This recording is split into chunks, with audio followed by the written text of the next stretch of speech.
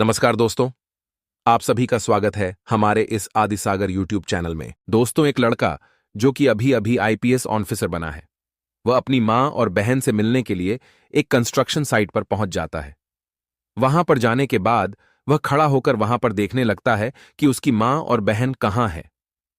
तो तभी उसकी मां की नजर उस पर पड़ती है, लेकिन वह पहली नजर में अपने बेटे को नहीं पहचान पाती है।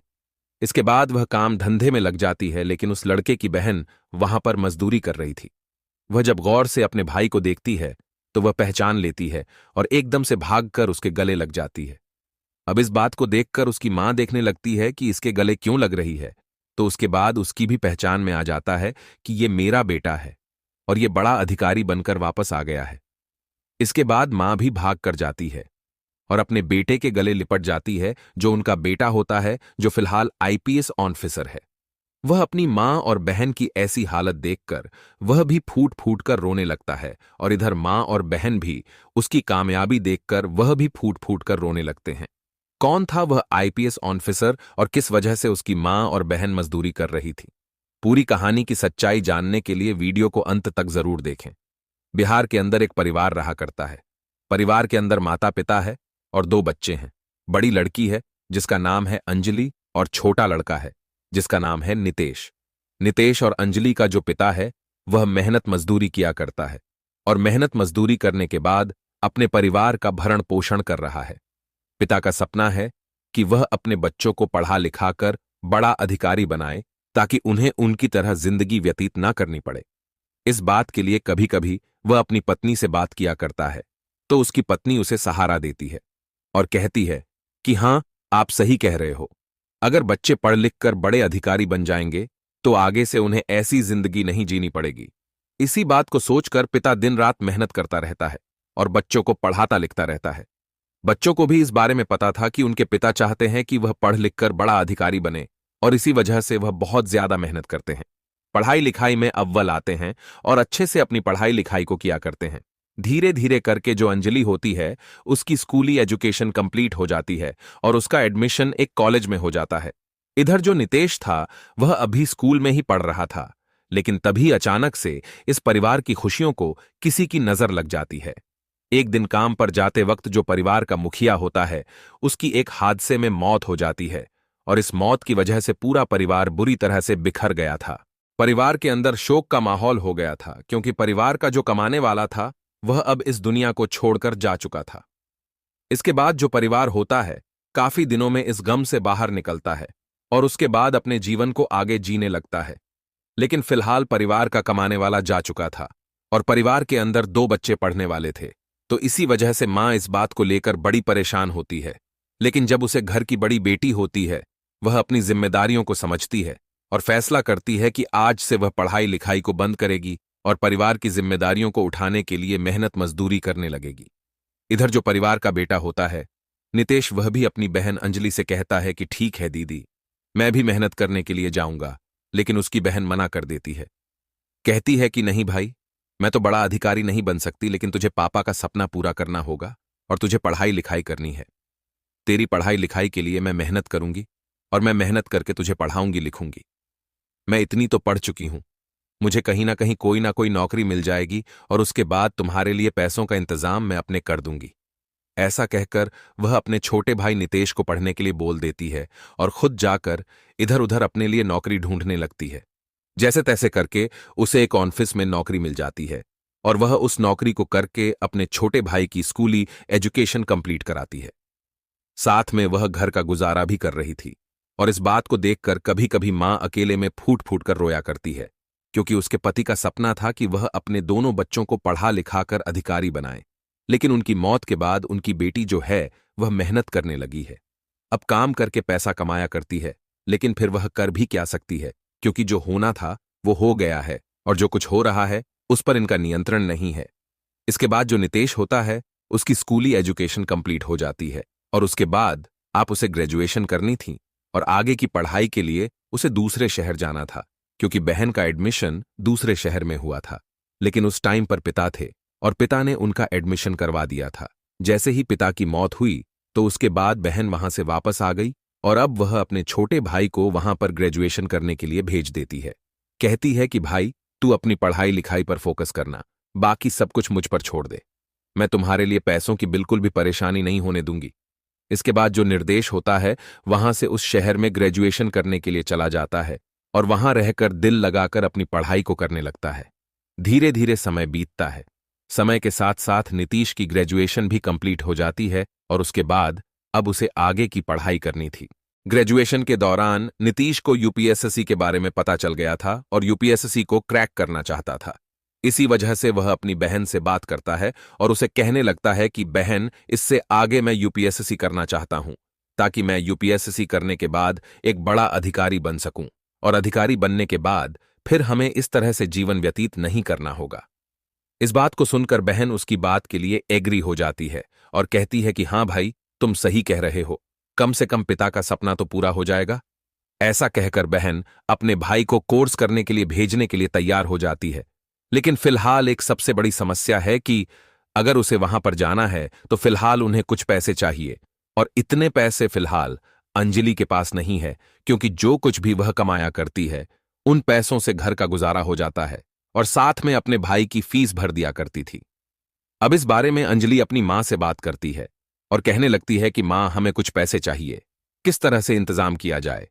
तो अंजलि की मां कहने लगती है कि बेटी, वैसे तो मेरे पास कोई भी पैसे नहीं है, कुछ पैसे मैंने तुम्हारी शादी के लिए इकट्ठा करके रख रखे थे, मैंने और तुम्हारे बाबूजी ने, क्योंकि हम लोग तुम्हारी शादी धूमधाम से करना चाहते थे, इसी वजह से हमने पहले से ही तुम्हारी शादी के लिए पैसे जमा करने स्टार्ट कर दिए थे, ताकि अगर कोई गड़बड़ भी होती है तो भी तुम्हारी शादी हम आराम से करवा सके।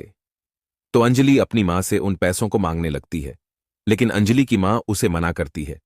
कहती है कि नहीं बेटी, ये तेरी शादी के लिए हमने इकट्ठा किए हैं और तेरी शादी भी तो करनी है, अब तू भी जवान हो गई है। लेकिन अंजलि अपनी मां से मना कर देती है और कहती है कि नहीं मां, पहले मैं अपने भाई को बड़ा अधिकारी बनाऊंगी और उसके बाद ही शादी करूंगी। उससे पहले आप बेशक से मुझसे शादी के लिए मत बोलना, मैं बिल्कुल भी शादी करने वाली नहीं हूं। इस बात को सुनकर मां की आंखों में आंसू आ जाते हैं। जब वह देखती है कि उसकी बेटी उसके बेटे से कितना प्यार किया करती है, तो वह फूट फूट कर रोने लगती है और रोते हुए उन पैसों को निकालकर अंजलि के हाथ में थमा देती है। वो लगभग 50 से 6,000 रुपए रहे होंगे और उन पैसों को लेकर अंजलि अपने भाई को दे देती है और कहती है कि भाई, इन पैसों को ले जाओ और अच्छे से अपनी पढ़ाई लिखाई को चालू करो। इसके बाद नितेश उनमें से कुछ पैसे निकालकर अंजलि को दे देता है और कहता है कि दीदी, मैंने पता किया है, अभी के लिए इतना ही काफी है, जब मुझे बाद में जरूरत होगी तो मैं आपको खबर कर दूंगा और आप मेरे पास पैसे भिजवा देना। ऐसा कहकर नितेश वहां से शहर के लिए जाने लगता है अपनी कोचिंग को स्टार्ट करने के लिए। लेकिन जाते वक्त उसकी बहन अंजलि उससे कह देती है कि भाई, अब तुम्हें बड़ा अधिकारी बनकर ही लौटना है, उससे पहले हमें अपनी शक्ल मत दिखाना। इस बात को सुनकर जो भाई नितेश होता है वह पहले तो फूट फूट कर रोने लगता है, लेकिन फिर अपनी बहन से वादा कर देता है कि ठीक है बहन, जब तक मैं बड़ा अधिकारी नहीं बनूंगा तब तक मैं आपको अपनी शक्ल नहीं दिखाऊंगा। ऐसा कहकर नितेश वहां से उस कोचिंग को करने के लिए निकल जाता है और उसकी बहन अंजलि यहां पर अपनी मां के साथ रहने लगती है। धीरे धीरे समय बीतता और समय के साथ साथ अंजलि अपने भाई के लिए टाइम टाइम पर पैसे भेजती रहा करती है। वह वहां से खर्च कर दिया करता है और बहन यहां से पैसे भेज दिया करती है। सब कुछ अच्छी तरह से चल रहा था, लेकिन तभी अचानक से एक दिन यहां पर अंजलि काम किया करती है। वहां का जो मालिक होता है वह अंजलि पर गलत तरह की निगाहें हटाने लगता है। इसके बाद एक दिन मौका देखकर अंजलि के साथ छेड़खानी करने लगता है।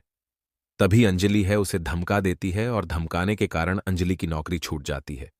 इसके बाद अंजलि अब घर पर बेरोजगार बैठ जाती है और इस बात को देखकर उसकी मां भी काफी ज्यादा परेशान होती है। अंजलि उसके बाद कई जगह पर कोशिश करती है ऐसी छोटी मोटी नौकरी पकड़ने की, जिस नौकरी के जरिए वो अपने घर को चला सके और साथ में अपने भाई के लिए पैसे भी भेज सके। लेकिन फिलहाल उसे कहीं पर भी कोई भी नौकरी नहीं मिलती है। अब परिवार की हालात काफी ज्यादा नाजुक थी और भाई को पैसे भी भेजते थे, तो अंजलि के पास ज्यादा सोचने के लिए समय नहीं था। इसी वजह से वह एक और कड़ा फैसला लेती है। वह सोचती है कि अब मैं मजदूरी करने के लिए जाऊंगी, कम से कम डेली के डेली पैसे आए करेंगे और महीने में कुछ पैसे बचाकर भाई के लिए भेज दिया करूंगी और बाकी पैसों से अपना गुजारा कर लिया करूंगी। इसी बात को सोचकर अंजलि मजदूरी पर जाने लगती है और जब बेटी मजदूरी पर जाती है तो वहां पर भी लोगों की बुरी नीयत का सामना उसे करना पड़ता है। वहां पर भी कुछ लोग उसे गलत निगाहों से देखा करते हैं, और इसी वजह से अंजलि एक दिन शाम को जब अपने घर मजदूरी से लौटती है तो अपनी मां के सामने फूट फूट कर रोने लगती है। मां उससे पूछती कि बेटी क्या हो गया, तो अंजलि अपनी मां को बता देती है कि मां, जहां पर मैं काम किया करती हूं वहां पर कई लोग मुझे बुरी नीयत से देखा करते हैं और ये बातें मुझसे सहन नहीं होती।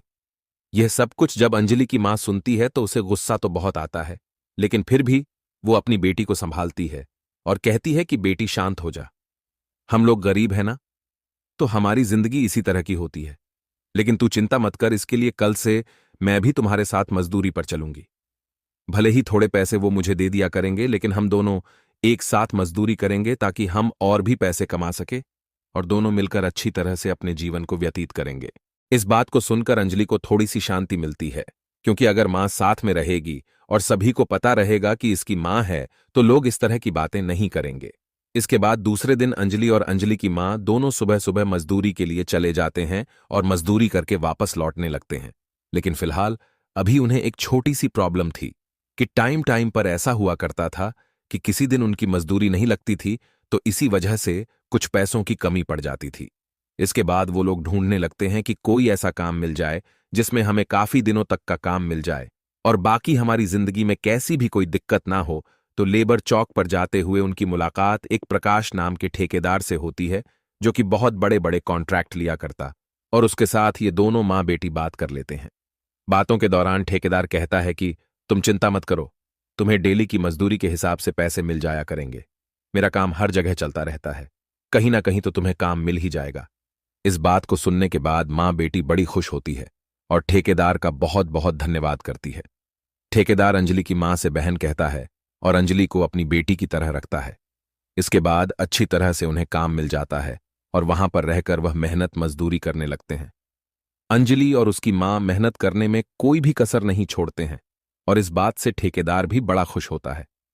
बीच बीच में जब कभी उनके पास पैसों की कमी होती है या कोई सामान चाहिए होता है तो ठेकेदार उन्हें और भी एक्स्ट्रा पैसे दे दिया करता, ताकि वह अपने जीवन को आसानी से बिता सके और कोई भी कैसी भी दिक्कत ना हो। क्योंकि ठेकेदार को उनकी पूरी कंडीशन के बारे में पता था, तो इसी वजह से वह उनकी मदद कर रहा था। धीरे धीरे समय बीतता और समय के साथ साथ अब नितेश को यहां से जाते हुए 2 साल हो गए थे, लेकिन 2 बार उसका यूपीएससी का एग्जाम रह गया था और इस बात से वह बहुत ही ज्यादा उदास होता है। इसके बाद एक दिन वह अपनी बहन से बात करता है और बहन से बात करने के दौरान वह कहने लगता है कि बहन, लगता है इस टेस्ट के लिए मैं बना ही नहीं हूं, मुझसे नहीं हो पाएगा।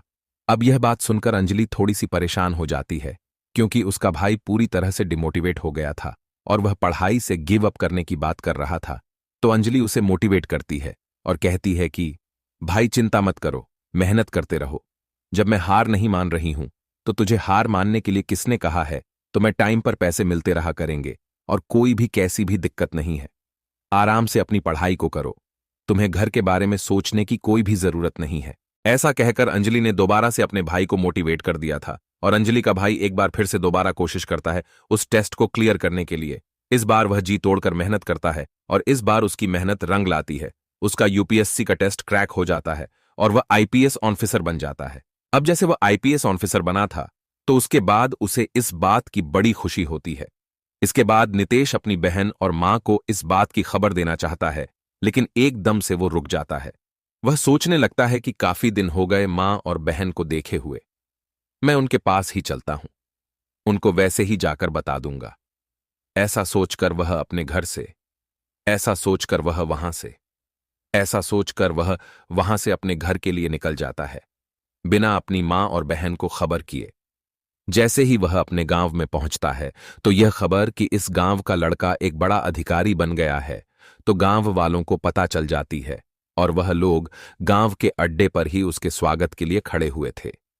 वहां पर जैसे ही नितेश उतरता है तो उतरते ही सभी लोग फूल मालाओं से उसका स्वागत करते हैं और उसे साथ ले जाने के लिए गांव के ही एक अमीर व्यक्ति की गाड़ी खड़ी हुई थी, जो उसे अपने साथ बैठाकर गांव के अंदर ले जाना चाहता था। कहता है कि तुम हमारे गांव के पहले बड़े अधिकारी हो तो तुम्हें पैदल नहीं चलना होगा, तुम उस गाड़ी में चलो और कोई भी कैसी भी दिक्कत नहीं है। इसके बाद जो होता है वह भी गाड़ी में बैठ जाता है और सोचने लगता है कि जब माँ और बहन मुझे गाड़ी में बैठा हुआ देखेंगे तो उनको बड़ा अच्छा लगेगा, और इसी वजह से मैं इस गाड़ी में बैठ गया था।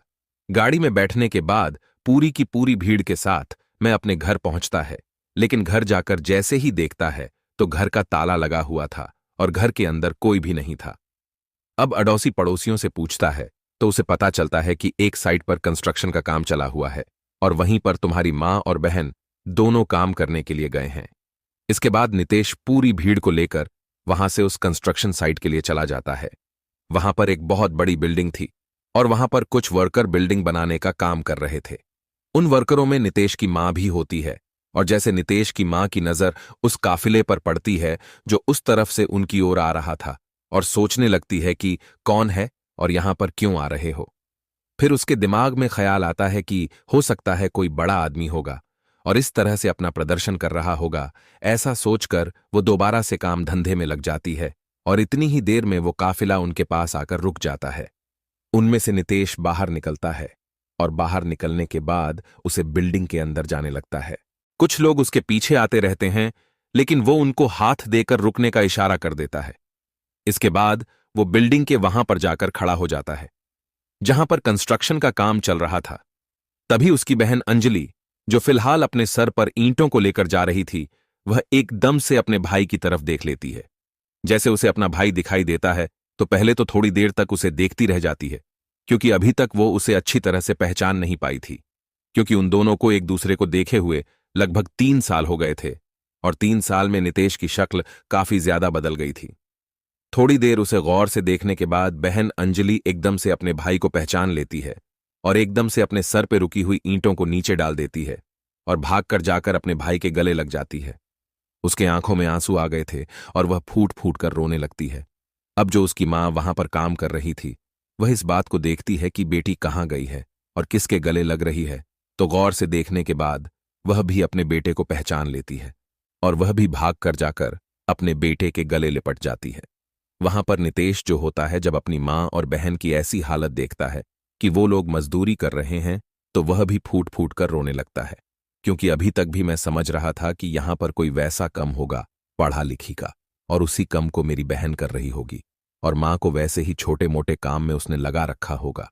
लेकिन उसे यह बात पता नहीं थी कि उसकी मां और बहन काफी दिनों से इसी तरह से मजदूरी कर रहे हैं। उसके बाद वह उन्हें अपने साथ लेता है और वहां से सीधा अपने घर चला जाता है।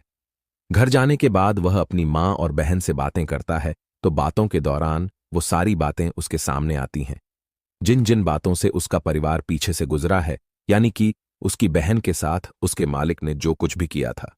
इधर उसकी बहन को वहां पर जहां पर मजदूरी करने के लिए गई थी, वहां पर भी बुरी नीयत का सामना करना पड़ा था।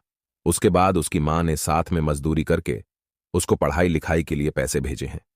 इन सभी बातों को सुनकर जो नितेश होता है, वह बड़ा ही हैरान होता है और फिर उसके बाद वह कह देता है कि मां बहन, अब तुम्हें काम करने की बिल्कुल भी जरूरत नहीं है। मैं एक आईपीएस ऑफिसर बन गया हूं और मुझे ट्रेनिंग के साथ साथ में कुछ वेतन मिलेगा, तो तुम्हें आज से काम करने की बिल्कुल भी कोई भी जरूरत नहीं है। ऐसा कहकर नितेश ने अपनी मां और बहन को काम करने से मना कर दिया था और खुद वहां से ट्रेनिंग के लिए चला जाता है। गांव में चारों तरफ जब यह बात पता चलती है कि मां और बहन ने मजदूरी करके अपने भाई को आईपीएस ऑफिसर बनाया है, तो सभी लोग बहन की वाहवाही करने लगते हैं और कहते हैं कि बहन हो तो ऐसी हो और मां हो तो ऐसी हो। इसके बाद नितेश की ट्रेनिंग कंप्लीट हो जाती है और वह एक डिस्ट्रिक्ट के अंदर अपना चार्ज संभालने लगता है। एक सरकारी अधिकारी से उसने अपनी बहन की शादी करा दी थी, तो बहन की जिंदगी भी सेट हो गई और उसके बाद वह अपनी मां को अपने पास ही रखने लगता है।